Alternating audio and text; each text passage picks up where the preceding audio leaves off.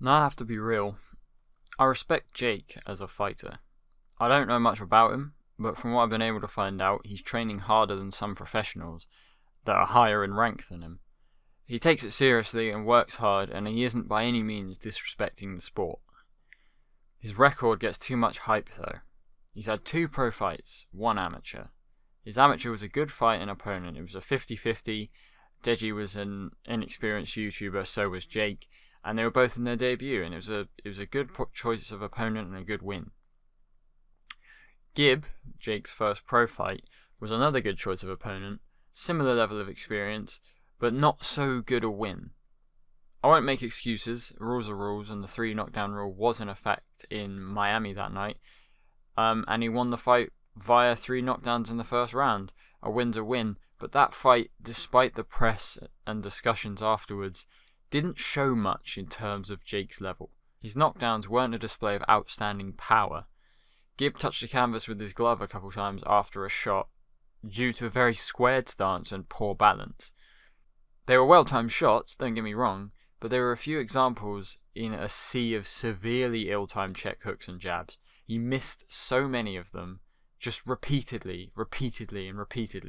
If Gib had been able to take these shots and stand firm and not lose his balance, would Jake have adjusted and landed them more often? Would they have even had much effect? If they had, would Jake have the instinct to chase and land more blows to finish? Would he have kept landing them until Gib crumbled? Would he last after a couple of rounds of that?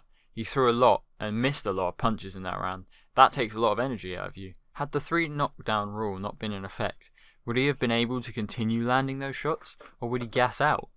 Would Jake be able to deal with it if Gib put more pressure on Jake? If he'd got back to his corner and been able to reset himself and calm himself down and carry on with the game plan, would he have been able to continue landing the shots? Gib was slipping at jabs and countering them effectively from the opening bell.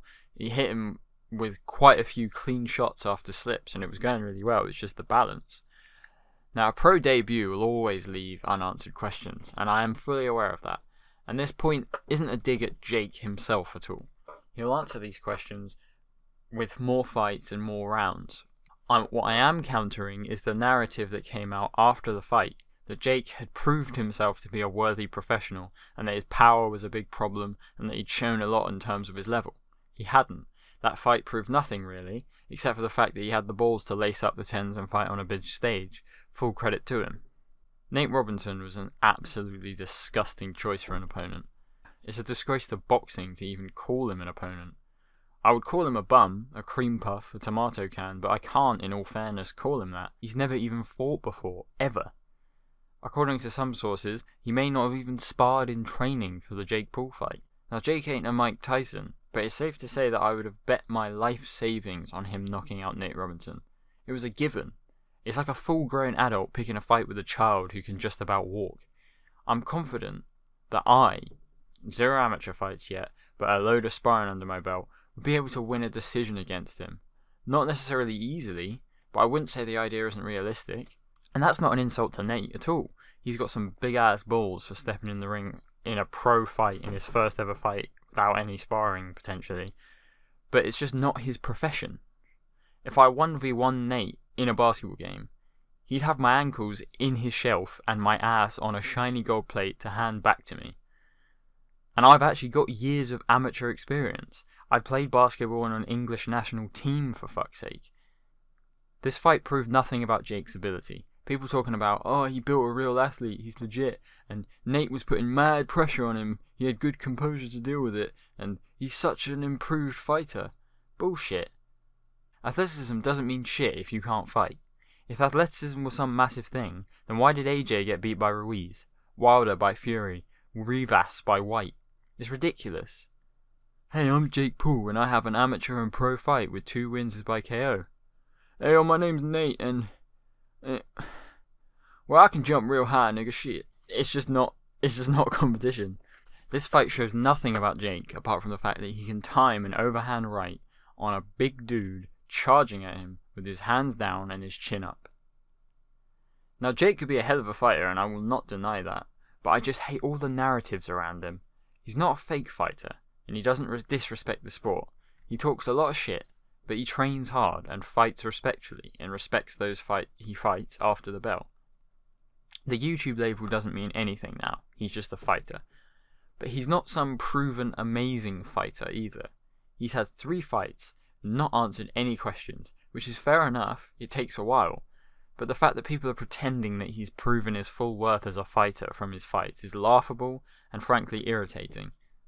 We'll see what happens with Askren, but that's not a good choice of opponent either, targeting yet another person with the bare minimum experience in the craft.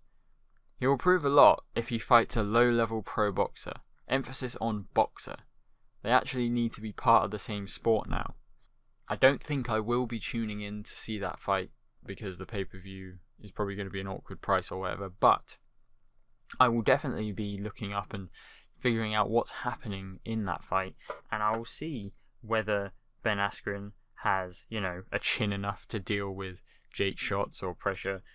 I definitely do not think that Ben Askren has what it takes to knock out Jake or completely outbox Jake, because even a relatively green boxer could deal with Askren's level of striking. But I'm not guaranteeing that Jake will knock him out and beat him either. It won't necessarily be easy for Jake, but it doesn't prove anything in terms of boxing skill, because he's fighting someone who doesn't box. Because that's the thing, he could beat all these wrestlers and all these athletes that know how to take a punch, and they could probably take loads and loads and loads and get their ass beat. Askren's been against some guys, got his face beaten, but not been knocked out, apart from a couple of times. I think once was the flying fucking knee, which would have knocked anyone out, and another time from another fighter, I'm not 100% sure. So he has a hell of a chin, and he could take a load of shots, but he's not going to win any boxing competition. He's not going to outbox Jake, and all it proves is that he can beat up a dude who's running at him, yet again. But he could do that, and as soon as he goes to a pro boxer who actually is a boxer and has been training boxing, he could get his ass completely handed to him, because he's never had an experience of the amount of pressure and someone actually being better than him in skill in a fight. I will give him 100% credit. He's been training with some serious fucking dudes, some real boxers, some real champions. I think it's Jean Pascal.